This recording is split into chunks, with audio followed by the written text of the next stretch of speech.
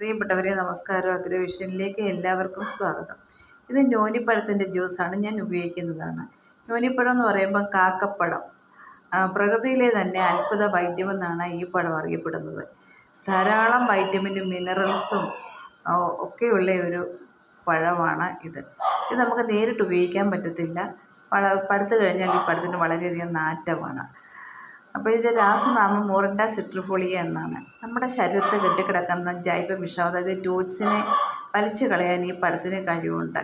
ഇന്ന് ഡോക്ടർമാരെല്ലാം നിർദ്ദേശിക്കുന്നുണ്ട് ഈ പഴം ഉപയോഗിക്കാം, കഴിക്കാം എന്നൊക്കെ. പണ്ട് പുരാതന കാലം മുതൽക്കേ വൈദ്യന്മാർക്ക് ഇതിനെക്കുറിച്ച് അറിയാം, അവരിത് ഉപയോഗിച്ചിട്ടുണ്ട്. അപ്പോൾ എന്നിരുന്നാലും നമുക്ക് ആവശ്യമായ ബ്ലഡ് ഒക്കെ ഉണ്ടാകും.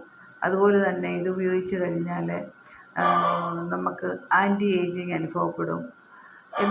പല വിധത്തിലുള്ള ഗുണങ്ങളുള്ളതിനാലാണ് ഇത് നമ്മൾ ഉപയോഗിക്കുന്നത്. നമ്മുടെ ശരീരത്തിൽ പല വിധത്തിലുള്ള വേദനകൾ, വിഷമങ്ങൾ, നീർക്കെട്ടുകൾ അങ്ങനെയൊക്കെ ഉണ്ടാവുമല്ലോ, അതിനെയൊക്കെ ഇത് മാറ്റിക്കളയും. നിങ്ങൾക്ക് പറ്റുമെങ്കിൽ നിങ്ങളൊന്ന് ഉപയോഗിച്ച് നോക്കുക. എവിടെയെങ്കിലും കിട്ടുമെങ്കിൽ ഇത് വാങ്ങിച്ച് ഉപയോഗിക്കുക. മെഡിക്കൽ സ്റ്റോറിലൊക്കെ ഉണ്ട്, പല കമ്പനിക്കാരും ഇത് ഇറക്കുന്നുണ്ട്.